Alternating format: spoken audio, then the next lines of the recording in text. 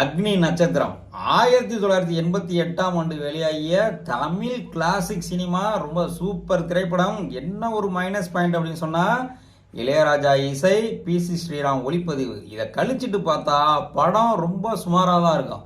அப்படி இருந்து இது கல்ட் ஸ்டேட்டஸ் இருக்கிறதுக்கு காரணம் இவங்க ரெண்டு பேர் தான். மணிரத்னத்துக்கு மிகப்பெரிய பேர் வாங்கி கொடுத்தாலும் இவங்க ரெண்டு பேரோட கான்ட்ரிபியூட்டை எடுத்துட்டா அந்த படத்தில் ஒன்றுமே இருக்காது, பார்க்கவே முடியாது அப்படிங்கிறது தான் ஒரு உண்மை.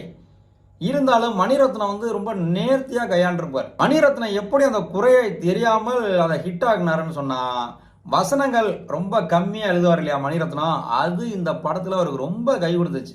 சும்மா என்ன ஏது எப்படி அப்படி பேசிக்குவாங்க இல்லையா, அதுதான் இந்த படத்தில் அவருக்கு ரொம்ப கை கொடுத்தது. இளையராஜா அவர்கள் இசையை பற்றி சொல்லவே வேண்டியதில்லை. பாடல்கள் எல்லாமே உங்களுக்கு தெரியும். வா வா அன்பே அன்பே, அது நம்ம கவுண்டமணி காமெடி பண்ணியிருப்பார்ல, நின்னு கோரி வர்ணம், அந்த பாடல். இந்த படம் பல அவார்டுகளை வென்றது. அதுவும் ஃபிலிம் ஃபேரில் பெஸ்ட் ஃபிலிம்னு 1988க்கு இந்த படம் தான் ஜெயிச்சிச்சு. பெஸ்ட் ஆக்டர்னு ஃபிலிம் ஃபேர் அவார்டு ஆனது கார்த்திக். இந்த படத்தில் கார்த்திக் நடிப்பு அப்படி இருக்கும். பிரபு பெண்கள் மத்தியில் ரொம்ப கிரேஸ் ஆனது இந்த படத்தில் தான். அவரோட உடம்பே ஒரு பாக்ஸரோட உடம்பு.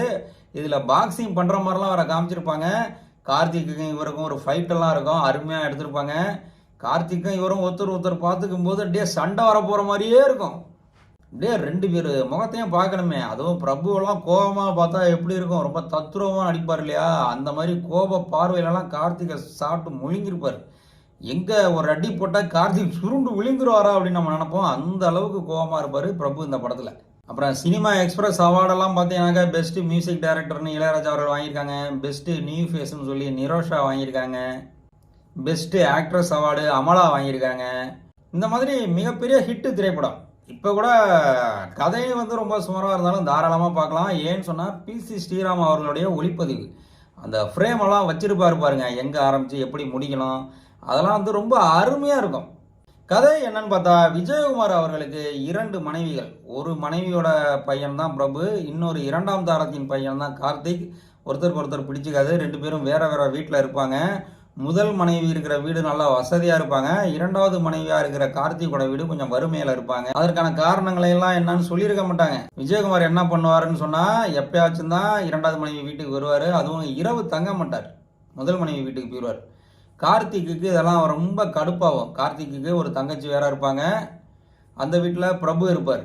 ஒரு தடவை கார்த்திக் ரொம்ப கோபமாக போவார், அப்பா வரேன்னு சொல்லிட்டு வரலேன்னு சொல்லி. அங்கே போய் பார்த்தா அந்த வீட்டில் ஒரு பெரிய துக்கம். அது தெரியாமல் கார்த்திக் போய் கண்ணாப்பினான்னு கத்திடுவார். அங்கெல்லாம் இளையராஜா அழகாக மியூசிக் போட்டிருப்பாரு, நல்லா அருமையாக இருக்கும். இவர் விஜயகுமாரும் சும்மா இருக்க மாட்டார். அங்கே கார்த்திக் வீட்டுக்கு போனால் பிரபு பேரை சொல்லி கூப்பிடுவார் கார்த்திகை.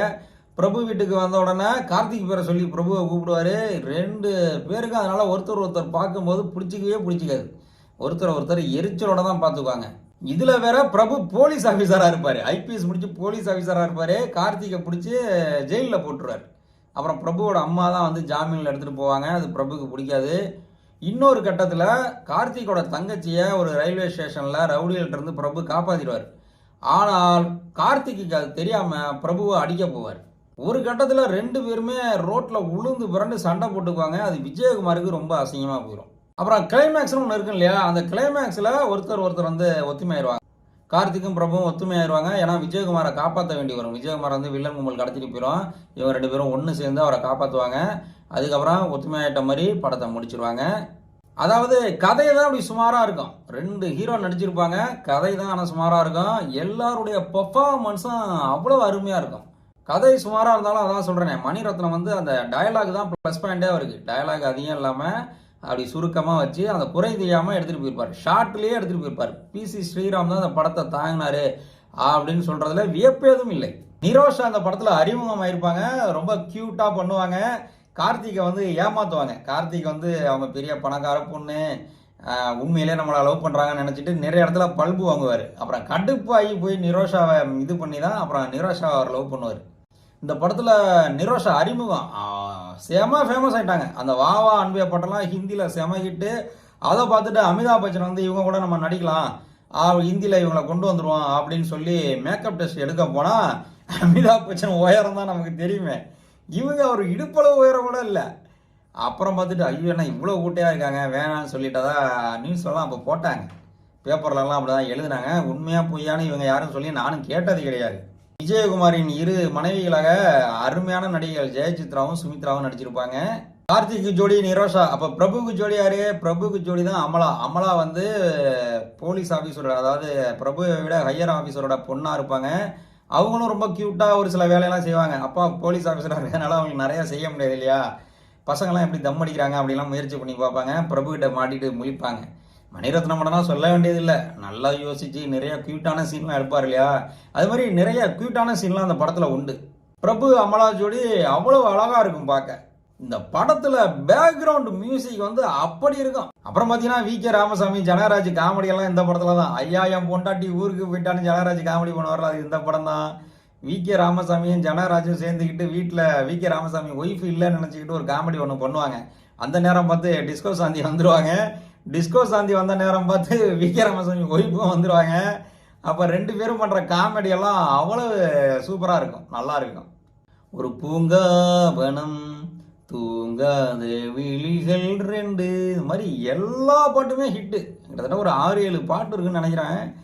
எல்லா பாடல்களும் ஹிட்டு. பாட்டை விடுங்க, இன்னைக்கு வரைக்கும் இந்தியாவில் இளையராஜா அவர்களின் பேக்ரவுண்டு இசையை அடிச்சுக்கிறதுக்கு ஆளே கிடையாது. அவ்வளோ அருமையாக பேக்ரவுண்ட் மியூசிக் போட்டிருப்பார். அதை நடந்து வரும்போது அந்த ஷூ சவுண்டெல்லாம் கொடுத்துருப்பாரு பாருங்க, அவ்வளோ அருமையாக இருக்கும். இந்த படத்துக்கெல்லாம் ஏன் இளையராஜா அவர்களுக்கு நேஷனல் அவார்டு கிடைக்கலன்னு தெரியல. இதை விட அந்த 1988 வேறு யாரும் அவ்வளோ சிறப்பாக இசையமைச்சிருப்பாங்களாங்கிறது ஒன்றும் புரியல. அவ்வளோ அருமையாக இருக்கும் இசை.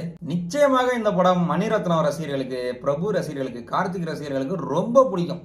இந்த மாதிரி உங்களுக்கு பிடிச்ச கல்ட் கிளாசிக் படங்களை ரிவ்யூ பண்ணணும்னு சொன்னால் கமெண்ட் பண்ணுங்கள், நம்ம ரிவ்யூ பண்ணுறோம். மறக்காமல் நம்ம சேனலை சப்ஸ்கிரைப் பண்ணுங்கள். நன்றி, வணக்கம்.